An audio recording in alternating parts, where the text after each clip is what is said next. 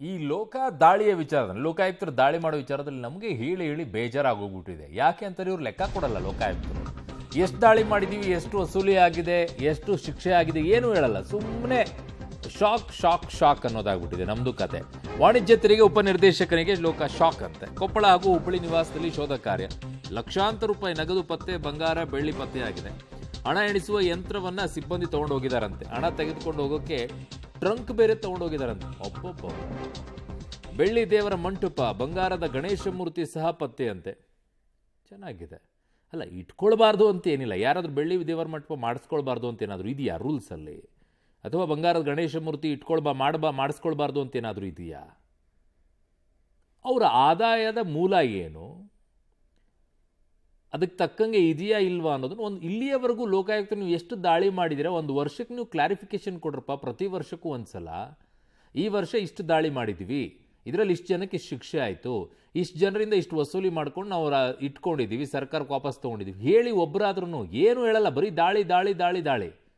ನನ್ನ ಸಹೋದ್ಯೋಗಿ ಸುನೀಲ್ ಪಾಟೀಲ್ ನನ್ನ ಸಂಪರ್ಕಕ್ಕೆ ಸಿಗ್ತಾ ಇದ್ದಾರೆ. ಸುನೀಲ್, ಏನು ಇವರು ಒಂದೇ ಕೆಲಸ ಈಗ ವಾಣಿಜ್ಯ ತೆರಿಗೆ ಉಪನಿರ್ದೇಶಕರು ಅಷ್ಟೇನಾ, ಅಥವಾ ಬೇರೆ ಏನಾದರೂ ಗಿಸ್ನೆಸ್ಸು ಅವ್ರ ಮನೆ ಕುಟುಂಬಸ್ಥರು ಏನಾದರೂ ವ್ಯವಹಾರಗಳನ್ನು ಮಾಡ್ತಾ ಇದ್ರಾ? ಅರುಣ್, ಈ ಒಂದು ಪ್ರಶ್ನೆಗೆ ಉತ್ತರಿಸೋದಾದ್ರೆ ಇವರು ಕೇವಲ ಉಪನಿರ್ದೇಶಕರು ಮಾತ್ರ. ಇವರು ಮಾಡಿದಂಥ ಆಸ್ತಿಯ ಇದೆಲ್ಲ ಕೊಪ್ಪಳ, ಹುಬ್ಬಳ್ಳಿ, ಬಿಜಾಪುರ ಸೇರಿದಂತೆ ಹಲವಾರು ಕಡೆ ಇವರ ಒಂದು ಆಸ್ತಿ ಮೌಲ್ಯವಿದೆ. ಇದು ಪಿತ್ರಾರ್ಜಿತನೋ ಅಥವಾ ಕೆಲಸಕ್ಕೆ ಸೇರಿದ ಬಳಿಕ ಇಷ್ಟು ಆಸ್ತಿ ಬಂದು ಅನ್ನೋದನ್ನ ಈಗ ಲೋಕಾಯುಕ್ತ ತನಿಖೆಯನ್ನು ಮಾಡ್ತಾ ಇರುವಂಥದ್ದು. ಆ ಬಗ್ಗೆ ವರದಿಯನ್ನು ತಯಾರು ಮಾಡ್ತಾ ಇದೆ. ಸದ್ಯ ಸಿಕ್ಕಂತ ಏನು ಆಸ್ತಿ ಮೌಲ್ಯಗಳಿದಾವೆ ಅದನ್ನು ಲೆಕ್ಕ ಹಾಕ್ತಾ ಇದ್ದಾರೆ. ಮತ್ತು ವಿಶೇಷವಾಗಿ ಇದರಲ್ಲಿ ನಗದು ಹಣ ಸಿಕ್ಕಿರೋದ್ರಿಂದ ಅದರ ಮೂಲವನ್ನು ಪತ್ತೆ ಮಾಡುವಂಥ ಕಾರ್ಯ ನಡೀತಾ ಇದೆ. ಈಗ ಮಾಹಿತಿ ಪ್ರಕಾರ ಬೆಳಗ್ಗೆ 4 ಲಕ್ಷ ನಗದು ಅಂತ ಹೇಳಲಾಗ್ತಿತ್ತು. ಆ ಪ್ರಮಾಣ ಈಗ ಜಾಸ್ತಿ ಆಗಿದೆ. ಇದಕ್ಕೆ ಸಾಕ್ಷಿ ಎಂಬ ಕೇವಲ ಒಂದು ಕೌಂಟಿಂಗ್ ಮಿಷನ್ ಇತ್ತು, ಈಗ 2 ಕೌಂಟಿಂಗ್ ಮಿಷನ್ ತರಿಸಲಾಗಿರುವಂಥದ್ದು. ಅದರ ಜೊತೆಗೆ ಅದು 3 3 ಬೆಡ್ರೂಮ್ ಫ್ಲಾಟ್ ಆಗಿರೋದ್ರಿಂದ ಈಗ 2 ರೂಮ್ಗಳ ಶೋಧ ಕಾರ್ಯ ನಡೆದಿದೆ. ಇನ್ನೂ ಒಂದು ಇದೆ. ಸೊ ಈಗಾಗಲೇ ಲೋಕಾಯುಕ್ತ SP ಅವರು ಕೂಡ ಹುಬ್ಬಳ್ಳಿಗೆ ಬರ್ತಾ ಇದ್ದಾರೆ. ಸೊ ಇದನ್ನ ನೋಡಿದರೆ ಇದು ದೊಡ್ಡ ಪ್ರಮಾಣದ ಒಂದು ಆಸ್ತಿ ಮೌಲ್ಯ ಸಿಕ್ಕಿರಬಹುದು ಅಂತ ನಾವು ಇಲ್ಲಿ ಕಲ್ಪನೆ ಮಾಡ್ಕೊಳ್ಬಹುದು. ಅದರ ಜೊತೆಗೆ ಸದ್ಯದ ಮಾಹಿತಿ ಪ್ರಕಾರ ಸುಮಾರು 12 ಸೈಟ್ಗಳಿದಾವೆ. ಅದರ ಕ್ರಾಸ್ ಚೆಕಿಂಗ್ ಕೂಡ ನಡೀತಾ ಇದೆ.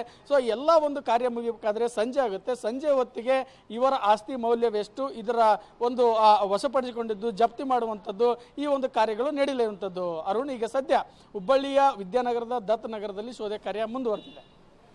ಓಕೆ ಸುನೀಲ್, ನಿಮ್ಮೆಲ್ಲ ಮಾಹಿತಿಗೆ ಧನ್ಯವಾದಗಳು. ಸೊ ಕ್ಯಾಶ್ ಇಟ್ಕೊಳ್ಬಾರ್ದು ಅಂತ ಏನಿಲ್ಲ, ಎಲ್ಲಾದರೂ ರೂಲ್ಸ್ ಇದೆಯಾ?